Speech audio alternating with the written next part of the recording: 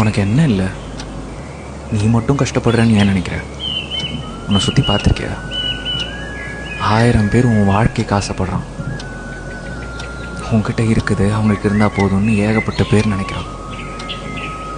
அது எல்லாத்தையும் வச்சுட்டு நீ வருத்தப்படுற.